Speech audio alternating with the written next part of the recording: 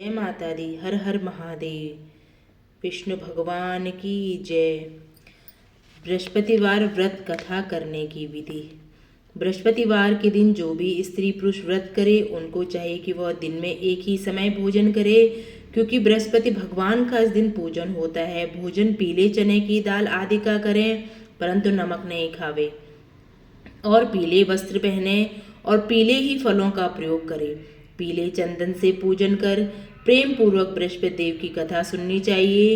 इस व्रत को करने से मन की सब इच्छाएं पूरी होती हैं और बृहस्पति महाराज प्रसन्न होते हैं। धन, पुत्र, विद्या तथा मन वांछित फल की प्राप्ति होती है। परिवार को सुख तथा शांति मिलती है।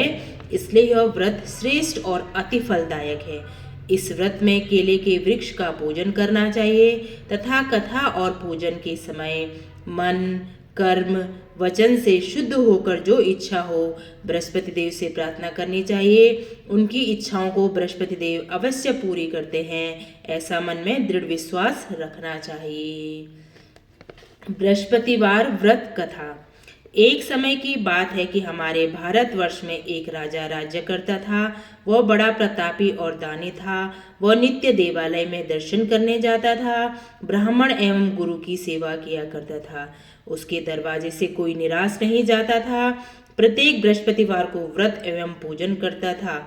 वह गरीबों की सहायता करता था, परंतु यह सब बातें उसकी रानी को अच्छी नहीं लगती थी। न वह व्रत करती थी, न वह किसी को पैसा दान में देती थी तथा राजा से भी ऐसा करने को मना किया करती थी। एक समय की बात है कि राजा शिकार खेलने वन में गए हुए थे और घर पर रानी व रानी की दासी थी। उसी समय गुरु बृहस्पति एक साधु का रूप धारण करके राजे के दरवाजा पर भिक्षा मांगने गए तथा भिक्षा मांगी तो रानी कहने लगी, हे साधु, मैं इस दान और पुण्य से तंग आ गई हूँ। मुझसे तो घर का कार्य ही समाप्त नहीं होता है। इस कार्य के लिए तो मेरे पतिदेव ही बहुत हैं। आप ऐसी कृपा करें कि यह सब धन नष्ट हो जावे तथा मैं आराम से रह सकूं। साधु बोली, हे देवी, तुम बड़ी विचित्र हो। संतान, धन से कोई दुखी नहीं होता, इसको सभी चाहते हैं। पापी भी पुत्र धन की इच्छा करता है। अगर आपके पास धन अधिक है तो भूखे मनुष्यों को भोजन कराओ, प्याऊ लगवाओ, बगीचों का निर्माण कराओ, निर्धन मनुष्यों की कन्याओं का विवाह कराओ और अनेकों यज्ञ आदि के धर्म कार्य हैं। इस प्रकार के कार्यों से आपका कुल और आपका नाम परलोक में सार्थक हो जाएगा एवं स्वर्ग की प्राप्ति होगी। मगर वह रानी इन बातों से खुश नहीं हुई। वह बोली, साधु महाराज, मुझे ऐसे धन की आवश्यकता नहीं है जिसे और मनुष्यों को दान दूं तथा जिसको रखने उठाने में सारा समय बर्बाद हो जाए। साधु ने कहा, हे देवी, ऐसी इच्छा है तो ऐसा ही होगा। मैं तुम्हें बताता हूँ, वैसा ही करना। गुरुवार के दिन घर को लीपना तथा अपने बालों को धोते हुए स्नान करना। राजा से कहना कि वह बाल बनवाए। भोजन में मांस मदिरा खाना, कपड़े धोबी के धुलने डालना। इस प्रकार 7 बृहस्पतिवार करने से तुम्हारा सब धन नष्ट हो जाएगा। ऐसा कहकर वह साधु महाराज वहां से अंतर्ध्यान हो गए। रानी ने साधु के कहने के अनुसार वैसा ही किया। 3 बृहस्पतिवार बीत पाए थे कि उनका समस्त धन नष्ट हो गया और भोजन के लिए दोनों तरसने लगे, सांसारिक भोगों से दुखी रहने लगे। तब वह राजा रानी से कहने लगा कि हे रानी, तुम यहीं पर रहो, मैं दूसरे देश को जा रहा हूँ, क्योंकि यहाँ पर मुझे सभी मनुष्य जानते हैं, इसलिए कोई कार्य भी नहीं कर सकता। देश चोरी परदेश भीख बराबर है। ऐसा कहकर राजा दूसरे देश चला गया। वहां जंगल को जाता, लकड़ी काट कर लाता और शहर में बेचता। इस प्रकार जीवन व्यतीत करता था। इधर राजा के घर रानी और दासी दुखी रहने लगी। किसी दिन भोजन और किसी दिन जल पीकर रह जाती। एक समय रानी और दासी को 7 दिन बिना भोजन के व्यतीत हो गए। रानी ने अपनी दासी से कहा, हे दासी, यहाँ पास के नगर में मेरी बहन रहती है, बड़ी धनवान है। इस कारण उसके पास जाओ और वहां से 5 सेर बेझर मांग लाओ, जिससे कुछ समय के लिए गुजर हो जाएगी। इस प्रकार रानी की आज्ञा मानकर दासी उसकी बहन के पास गई। रानी की बहन उस समय पूजन कर रही थी। उस दिन गुरुवार था। जब दासी ने रानी की बहन को देखा तो वह उससे बोली, हे रानी, मुझे तुम्हारी बहन ने भेजा है, मेरे लिए 5 सेर बेझर के दे दो। इस प्रकार दासी ने अनेक बार कहा, परंतु रानी ने कुछ भी उत्तर नहीं दिया, क्योंकि वह बृहस्पतिवार के व्रत की कथा सुन रही थी। इस प्रकार जब दासी को किसी प्रकार का उत्तर न मिला तो वह बहुत दुखी हुई तथा क्रोध भी आया, और वह लौटकर अपनी रानी के पास जाकर बोली, हे रानी, तुम्हारी बहन तो बहुत बड़ी आदमी है, वह छोटे लोगों से बात तक नहीं करती, इसलिए मैंने उनसे कहा तो उन्होंने कोई उत्तर नहीं दिया, मैं वापसी आ गई।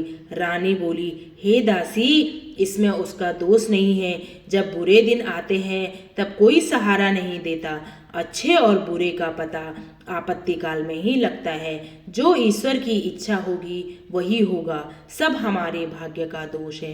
इधर रानी ने देखा कि मेरी बहन की दासी आई थी, परंतु मैं उससे नहीं बोली, इससे वह बहुत दुखी हुई। यह सोच कथा को सुन और विष्णु भगवान का पूजन समाप्त कर वह रानी बहन के घर गई और वहां अपनी बहन से कहने लगी, हे बहन, मैं बृहस्पतिवार का व्रत कर रही थी, तुम्हारी दासी गई, परंतु जब तक कथा होती है तब तक न उठते हैं न बोलते हैं, इसलिए मैं नहीं बोली, बताओ दासी क्यों गई थी?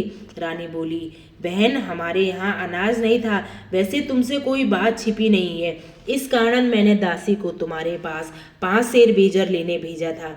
रानी बोली, बहन, बृहस्पति भगवान सबकी कामना पूर्ण करते हैं, देखो शायद तुम्हारे घर में अनाज रखा हो।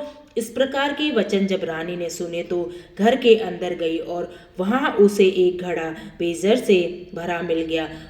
तब वह रानी और दासी बहुत खुश हुई और दासी कहने लगी, हे रानी, देखो, वैसे हमको जब भोजन नहीं मिलता तो हम रोज ही व्रत करते हैं, अगर इनसे व्रत की विधि और कथा पूछ ली जावे तो हम भी किया करें। तब उस रानी ने अपनी बहन से पूछा कि बृहस्पतिवार के व्रत की कथा कैसी है तथा यह व्रत कैसे करना चाहिए। रानी की बहन ने कहा, गुरुवार के व्रत में चने की दाल से विष्णु भगवान का केले की जड़ में पूजन करें, दीपक जलावें, पीला भोजन करें तथा कहानी सुने। इस प्रकार से गुरु भगवान प्रसन्न होते हैं, अन्न पुत्र धन देते हैं, मनोकामना पूर्ण करते हैं। इस प्रकार से रानी और दासी ने निश्चय किया कि बृहस्पति भगवान का पूजन जरूर करेंगे। 7 दिन बाद जब बृहस्पतिवार आया तो उन्होंने व्रत रखा, गुड़साल में जाकर चना गुड़ बीन लाई तथा दाल से केले की जड़ में विष्णु भगवान का पूजन किया। अब भोजन पीला कहाँ से आवे? बेचारी बड़ी दुखी हुई, परंतु व्रत उन्होंने किया था, इस कारण गुरु भगवान प्रसन्न थे। 2 थालों में सुंदर पीला भोजन लेकर आए और दासी को देकर बोले, हे दासी, यह तुम्हारे और रानी के लिए भोजन है, तुम दोनों करना। दासी भोजन लेकर बड़ी प्रसन्न हुई और रानी से बोली, चलो रानी जी, भोजन कर लो। रानी को इस विषय में कुछ पता नहीं था, इसलिए वह दासी से बोली, तू ही भोजन कर ले, क्यों व्यर्थ में हंसी उड़ाती है? दासी ने कहा कि एक महात्मा हम दोनों को थाली में भोजन दे गए हैं, इसलिए हम और तुम दोनों ही साथ साथ भोजन करेंगे। इस प्रकार रानी और दासी ने गुरु भगवान को नमस्कार करके भोजन प्रारंभ किया। अब वह प्रत्येक बृहस्पतिवार को गुरु भगवान का व्रत पूजन करने लगी। बृहस्पतिवार भगवान की कृपा से फिर रानी और दासी के पास धन हो गया। रानी फिर उसी प्रकार आलस्य करने लगी।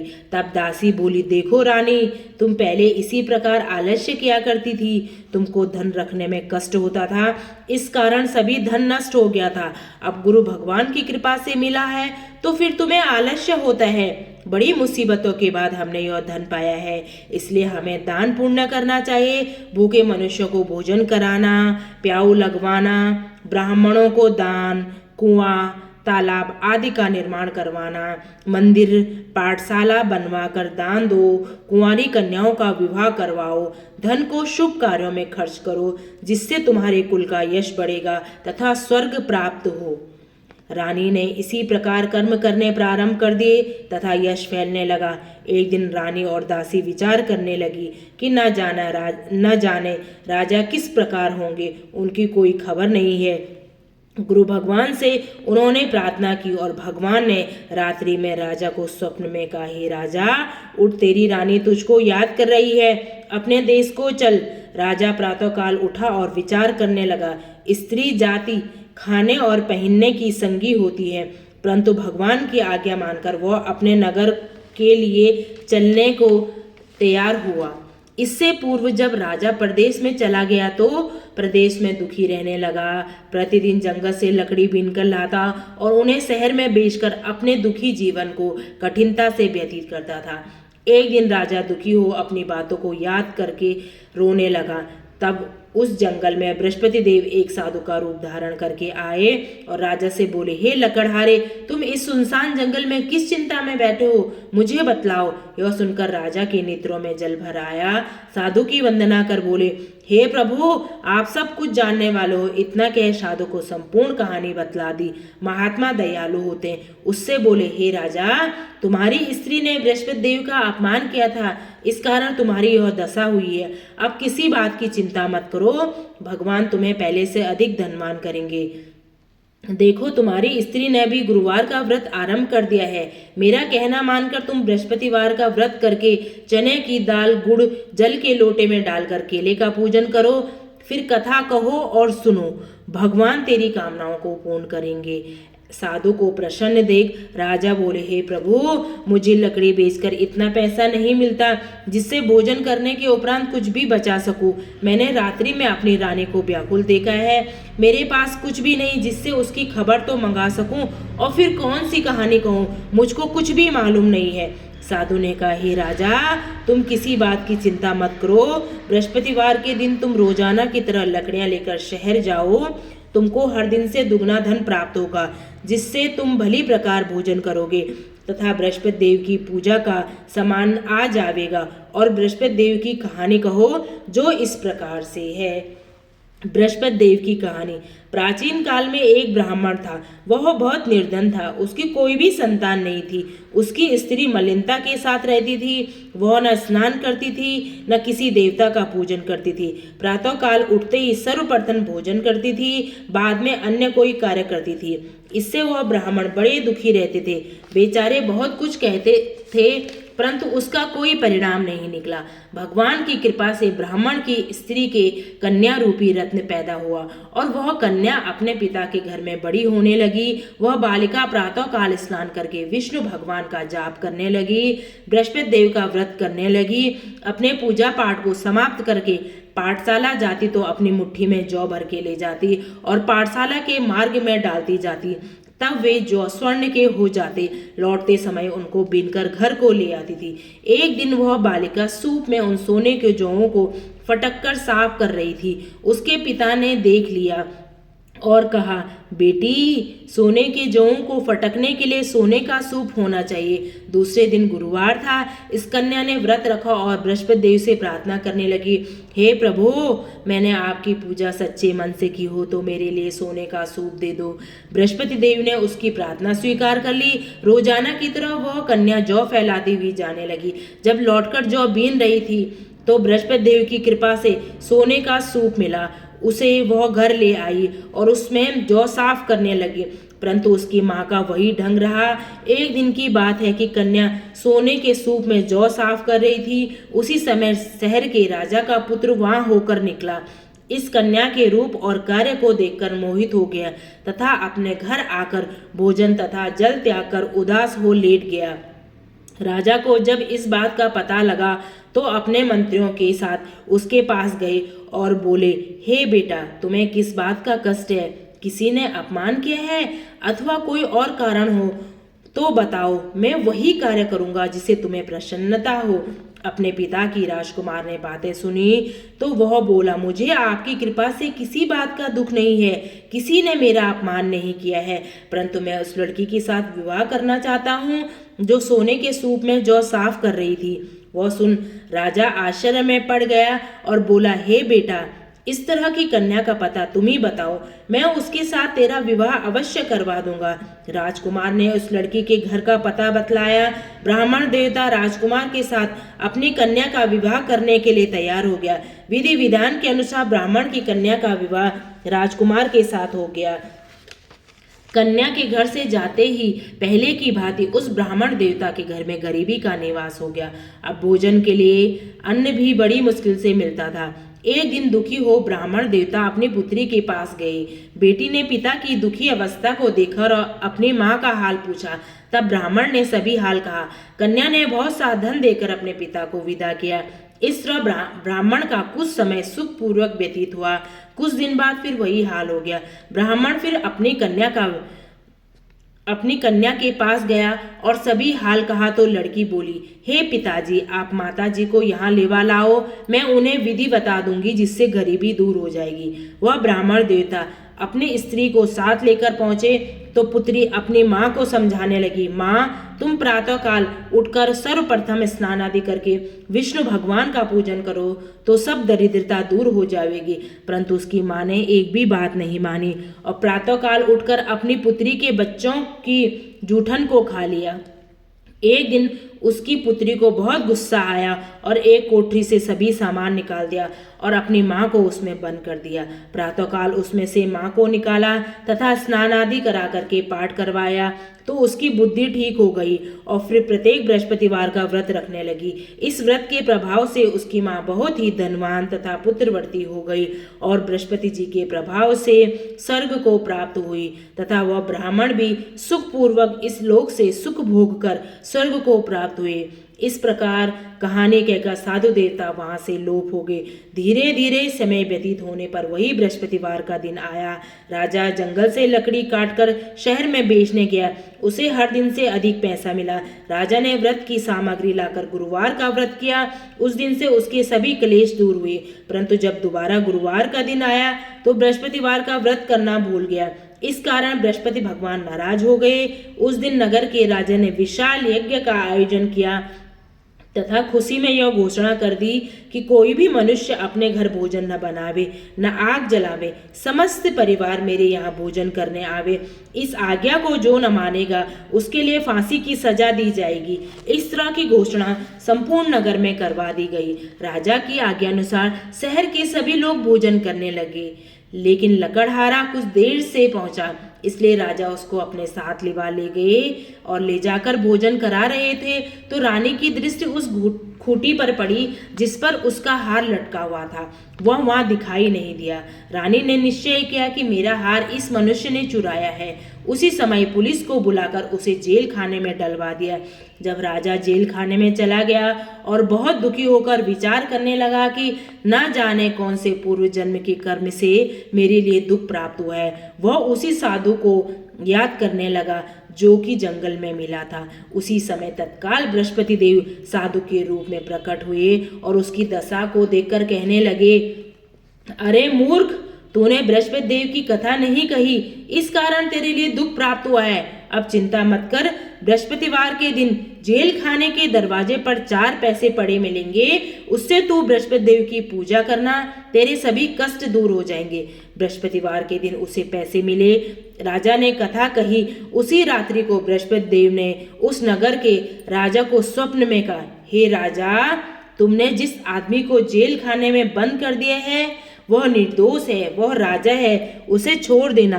रानी का हार उसी खूंटी पर लटका है। अगर तू ऐसा नहीं करेगा तो मैं तेरे राज्य को नष्ट कर दूंगा। इस तरह रात्रि का स्वप्न देख राजा प्रातःकाल उठा और खूंटी पर हाथ देकर लकड़हारे को सुंदर वस्त्र, योग्य वस्त्र आभूषण देकर विदा किया तथा उनसे क्षमा मांगी और गुरुदेव की आज्ञानुसार राजा अपने नगर को चल दिया।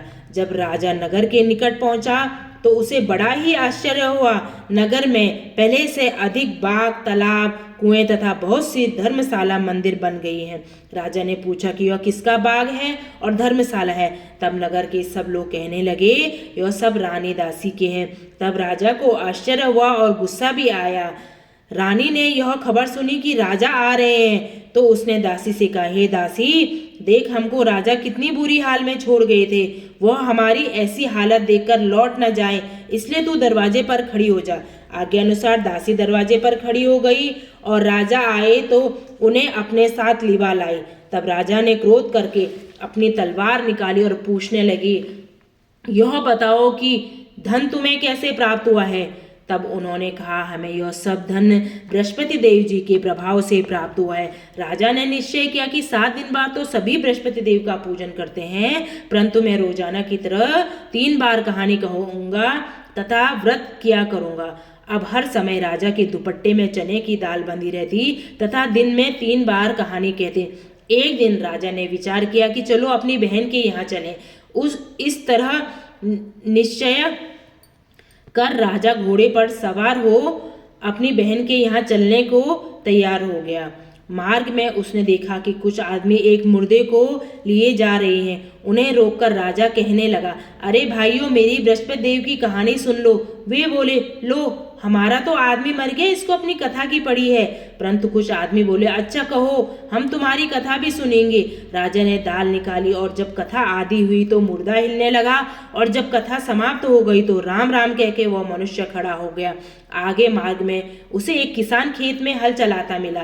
राजा ने उसे देखा और उससे कहा, अरे भैया, तुम मेरी बृहस्पतिवार की कथा सुन लो। किसान बोला, जब तक मैं तेरी कथा सुनूंगा तब तक 4 हरैया जोत लूंगा।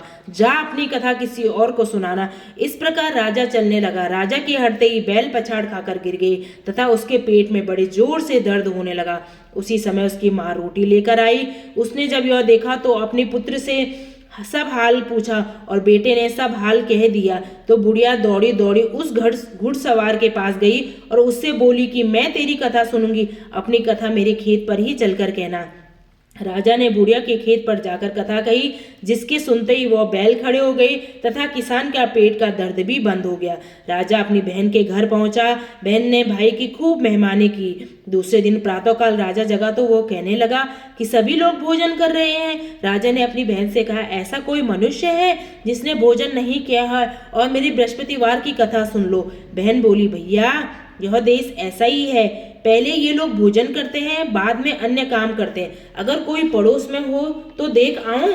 वह ऐसा कहकर देखने चली गई, परंतु उसे कोई ऐसा व्यक्ति नहीं मिला जिसने भोजन न किया हो। अतः वह एक कुमार के घर गई जिसका लड़का बीमार था। उसे मालूम हुआ कि उसके यहाँ 3 दिन से भोजन नहीं हुआ। रानी ने अपनी भाई की कथा सुनने के लिए कुमार से कहा।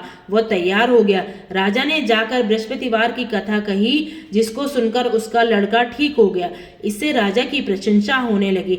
एक दिन राजा ने अपनी बहन से कहा कि बहन, हम अपने घर को जाएंगे, तुम तैयार हो जाओ। बहन ने अपनी सास से पूछा तो सास ने उसको उसका लड़का ले जाने की मना कर दिया और अकेली जाने को कहा।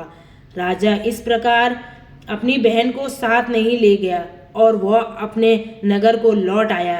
राजा ने सब यह वृत्तांत अपनी रानी से कहा कि हम निर्वंशी हैं, हमारा मुंह देखने का धर्म भी नहीं है, और उसने भोजन भी नहीं किया। रानी ने राजा से कहा कि बृहस्पति देव हमें संतान भी देंगे। उसी रात्रि को बृहस्पति देव ने राजा से स्वप्न में कहा कि सोच त्याग, तेरी रानी गर्भवती है, 9वें महीने में रानी के पुत्र पैदा होगा। तब राजा बोले कि रानी, स्त्री बिना भोजन के रह सकती, लेकिन बात कहे बिना नहीं। जब मेरी बहन आवे तुम उससे कुछ मत कहना। जब राजा की बहन ने यह शुभ समाचार सुना तो वह बहुत खुश हुई तथा बधाई लेकर अपने भाई के यहाँ आई। तभी रानी ने कहा, घोड़ा चढ़कर तो नहीं आई, गधा चढ़ी आई। राजा की बहन बोली, भाभी, मैं इस प्रकार न कहती तो तुम्हें संतान कैसे मिलती? बृहस्पति देव ऐसे ही है, जैसे जिसके मन में कामनाएं होती हैं सभी को पूर्ण करते हैं। जो सद्भावना पूर्वक बृहस्पति देव का व्रत करता है, कथा पढ़ता है अथवा सुनता है, बृहस्पति देव उसकी सभी मनोकामना पूर्ण करते हैं। बोलो बृहस्पति देव की जय, विष्णु भगवान की जय।